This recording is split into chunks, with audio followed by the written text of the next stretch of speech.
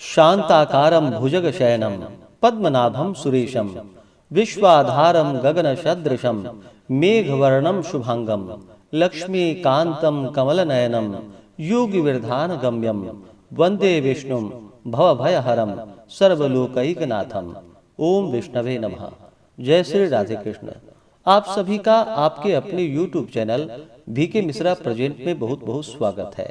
आइए आज आप सब सुनेंगे श्रावण मास कृष्ण पक्ष की कामिका एकादशी व्रत की कथा।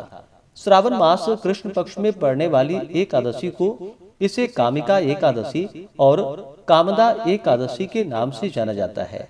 जो भी भक्त सच्ची श्रद्धा के साथ नियम और निष्ठा के साथ कामिका एकादशी का व्रत धारण करते हैं, इस दिन भगवान विष्णु, माता लक्ष्मी तथा भगवान विष्णु के स्वरूप श्रीधर नामक की पूजा करते हैं तो उनके सभी प्रकार के पाप और ताप नष्ट हो जाते हैं। इस व्रत को करने वाला धन, वैभव, पुत्र पौत्रादिक सुख भोगते हैं। यह व्रत सांसारिक बंधनों से छुटकारा पाने के लिए श्रेष्ठ व्रत है। इस व्रत को करने वाला धन, वैभव, पुत्र पौत्रादिक सभी सुखों को भोगता है। आप सभी भक्तों को कामिका एकादशी व्रत की ढेर सारी शुभकामनाएं। आप सभी के जीवन में लक्ष्मी नारायण की कृपा से आप सभी को सभी प्रकार के सुख और समृद्धि की प्राप्ति हो। तो आइए सुनते हैं कामिका एकादशी व्रत की कथा। अगर आप एकादशी व्रत के उपलक्ष्य में ब्राह्मण दक्षिणा, अन्नदान, वस्त्रदान आदि के लिए देना चाहते हो तो आप अपने श्रद्धा और सामर्थ्य के अनुसार हमें डिस्क्रिप्शन में जाकर के वहां से गूगल पे, फोन पे या अकाउंट नंबर के माध्यम से आप अपने श्रद्धा और सामर्थ्य के अनुसार हमें ब्राह्मण दक्षिणा प्रदान कर सकते हैं। तो आइए सुनते हैं कामिका एकादशी व्रत की कथा। तो बोलिए प्रेम से भगवान विष्णु की जय, माता लक्ष्मी की जय, एकादशी माता की जय, सर्वदेवी देवता की जय। कथा के अनुसार युधिष्ठिर ने भगवान श्री कृष्ण से कहा कि हे भगवान, श्रावण मास के कृष्ण पक्ष की एकादशी का क्या नाम है और इसका क्या महात्म्य है, सो मुझसे कहने की आप कृपा कीजिए। भगवान श्री कृष्ण बोले कि हे युधिष्ठिर, मैं सभी पापों से मुक्त होने वाले व्रत की कथा का वर्णन करता हूँ, जिसे पहले ब्रह्मा जी ने अपने पुत्र नारद जी से कहा था। श्रावण मास के कृष्ण पक्ष की एकादशी का नाम कामिका है, जिसका कि केवल महात्म्य सुनने मात्र से वाजपेयी यज्ञ का फल प्राप्त होता है। उस दिन जो मनुष्य शंख, चक्र, गदाधारी एवं श्रीधर नामक विष्णु की पूजन करते हैं और भक्ति पूर्वक ध्यान करते हैं, उनको नैमिषारण्य में एवं पुष्कर तथा काशी में गंगा स्नान का जो फल होता है उससे भी अधिक उत्तम फल की प्राप्ति होती है। जो फल इस प्रकार का है, जो सूर्य ग्रहण के अवसर पर कुरुक्षेत्र में स्नान एवं श्री केदार जी के दर्शन से भी होना कठिन है। व्यतिपात योग में गंडकी नदी में स्नान करने से एवं सिंहस्थ गुरु में श्री गोदावरी में स्नान करने से उस फल की प्राप्ति नहीं होती है, जो कि श्री कृष्ण चंद्र जी के पूजन द्वारा प्राप्त होता है। कामिका एकादशी का व्रत रखना और समुद्र पर्यंत भूमि का दान करना दोनों का फल एक समान है। श्रावण मास में भगवान श्रीधर के पूजन करने से गंधर्व, देव, उरग और पन्नग इत्यादि की भी पूजा योग्य होते हैं।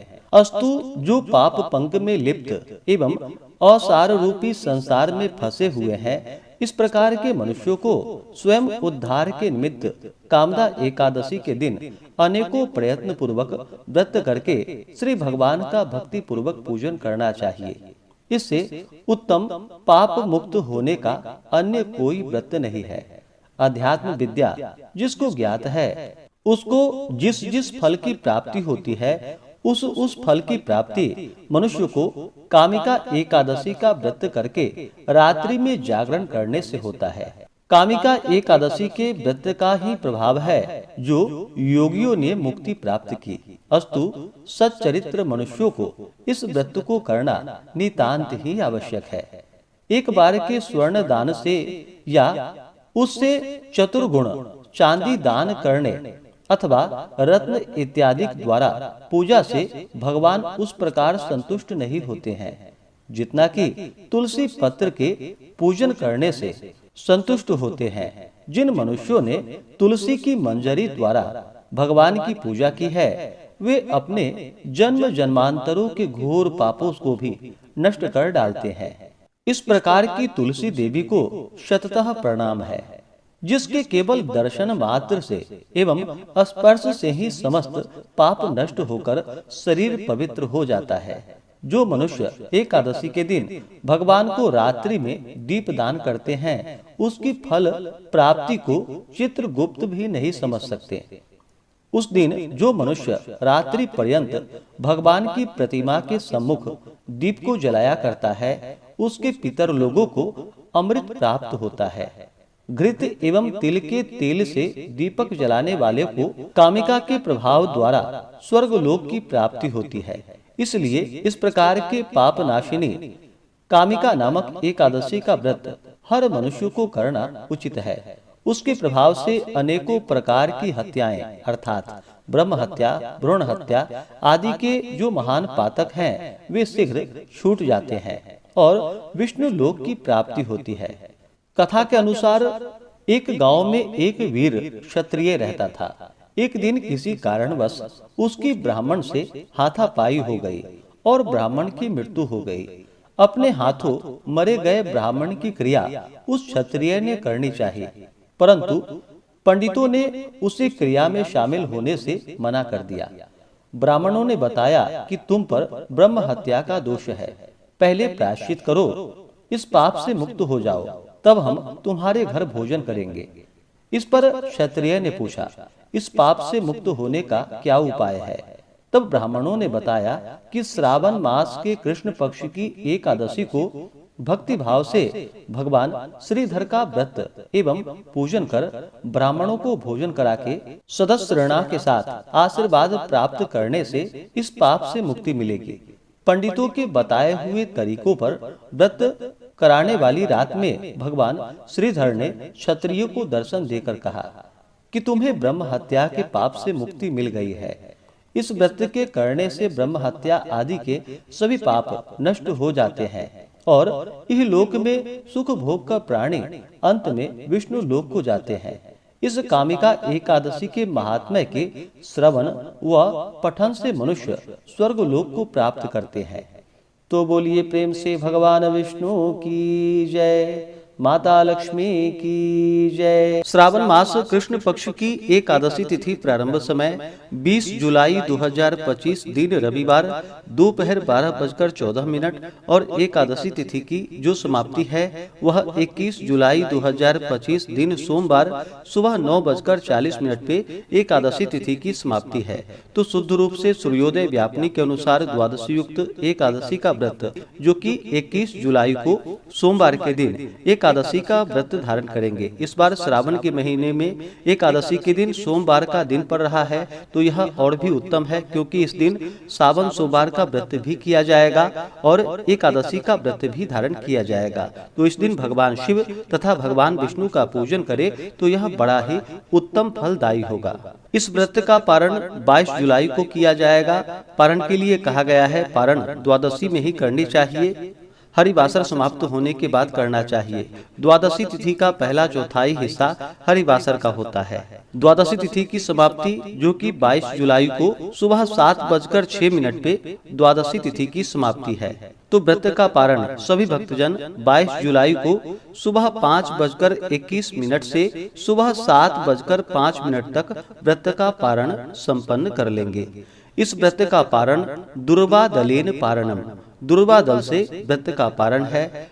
यह संभव ना हो पाए तो आप जल फल या तुलसी दल से व्रत का पारण करें। 21 जुलाई को ब्रह्म मुहूर्त का समय सुबह 4:14 से सुबह 5:55 तक होगा। सूर्योदय का समय सुबह 5:20, सूर्यास्त शाम 6:48 होगा। राहु काल का समय दोपहर 3:26 से शाम 5:07 तक होगा। राहु काल समय के दौरान कोई भी शुभ कार्य या नया कार्य नहीं करना चाहिए, इस बात का ध्यान रखें। प्रातः काल पूजा का शुभ मुहूर्त सुबह 4:35 से सुबह 5:36 तक होगा। अभिजीत मुहूर्त का समय दोपहर 12:01 से दोपहर 12:55 तक होगा। विजय मुहूर्त का समय दोपहर 2:44 से दोपहर 3:49 तक होगा। गोधूली मुहूर्त का समय शाम 7:17 से शाम 7:38 तक होगा। शाम को पूजा का शुभ मुहूर्त शाम 7:18 से रात्रि 8:20 तक होगा। अमृत काल का समय जो कि सुबह 6:09 से सुबह 7:38 तक रहेगा। 21 जुलाई को सर्वार्थ सिद्धि योग बन रहा है जो कि पूरे दिन तक रहेगा और इस दिन अमृत सिद्धि योग भी बन रहा है जो कि रात्रि 9:07 से शुरू होकर के अगले दिन सुबह 5:37 तक होगा। इन योग में पूजन आदि का कार्य करना, दान पुण्यों के कार्य करने का विशेष महत्व माना गया है। तो इस दिन भगवान का सुबह और शाम के वक्त पूरे विधि विधान के साथ गंध पुष्प धूप दीप आदि से पूजा करें। विशेष करके भगवान को इस दिन गाय का दूध अवश्य ही चढ़ाएं और उसका भोग भी भगवान को लगाएं और फिर प्रसाद के रूप में उसे ग्रहण भी करना चाहिए। इससे अनंत फलों की प्राप्ति होती है। इस प्रकार से इस दिन भगवान का पूरे विधि विधान के साथ पूजन करके कथा श्रवण करे, विष्णु सहस्त्र नाम आदि का पाठ या श्रवण करे, पुरुषोक्त आदि का पाठ या श्रवण करे। इस दिन ओम नमो भगवते वासुदेवाय, श्री कृष्ण गोविंद हरे मुरारी आदि मंत्रों का जप करना चाहिए। जहाँ तक हो सके 108 बार जप करे या जो भी हो मन ही मन जप करना चाहिए। इससे भगवान विष्णु अति प्रसन्न होते हैं। इस प्रकार सुबह शाम के वक्त पूजन करके रात्रि में जहाँ तक हो सके जागरण करनी चाहिए। द्वादशी की सुबह उठ करके स्नान करके शुद्ध वस्त्र धारण करके भगवान का पूजन कर ले, भगवान की आरती कर ले।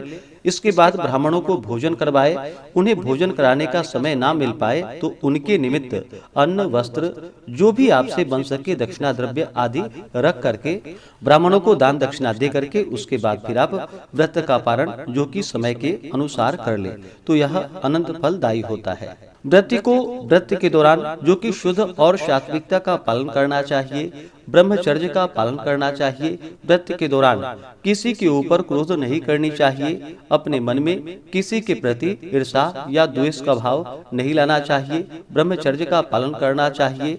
भगवान विष्णु के चरणों में अपना मन लगाना चाहिए। और इस बार खास करके सोमवार के दिन एकादशी का व्रत है तो इस दिन भगवान विष्णु का पूजन करे। साथ ही भगवान शिव जी के मंदिरों में जाकर के भगवान शिव जी का अभिषेक करे, पूजन करे तो यह अनंत फलदायी माना गया है। और इस दिन भगवान का पूजन करे तो भगवान विष्णु का जो कि तुलसी मंजरी से अवश्य ही पूजा करनी चाहिए। साथ ही भगवान शिव का भी तुलसी मंजरी से पूजन करे। भगवान शिव को तुलसी दल नहीं चढ़ाया जाता है लेकिन तुलसी मंजरी भगवान शिव जी को अर्पित की जाती है। तो इस दिन भगवान शिव जी को तुलसी मंजरी अर्पित करे। साथ ही भगवान को विष्णु को जो कि तुलसी दल के साथ तुलसी मंजरी अवश्य ही अर्पित करे तो यह अनंत फलदायी होगा। तो आशा करता हूँ कि यह जानकारी आपको अच्छा लगा हो। इसी प्रकार से ज्ञानवर्धक जानकारियाँ प्राप्त करते रहने के लिए, व्रत पूजा के बारे में जानने के लिए, कथा को सुनने के लिए चैनल पे अगर आप पहली बार आए हैं तो चैनल को लाल बटन दबा करके सब्सक्राइब करें। साथ में बेल आइकन घंटी को दबाएं ताकि आने वाली वीडियो का नोटिफिकेशन आपको समय से मिलता रहे। वीडियो को लाइक करें, शेयर करें। सुखी रहे और स्वस्थ रहे। जय श्री राधे कृष्ण। धन्यवाद।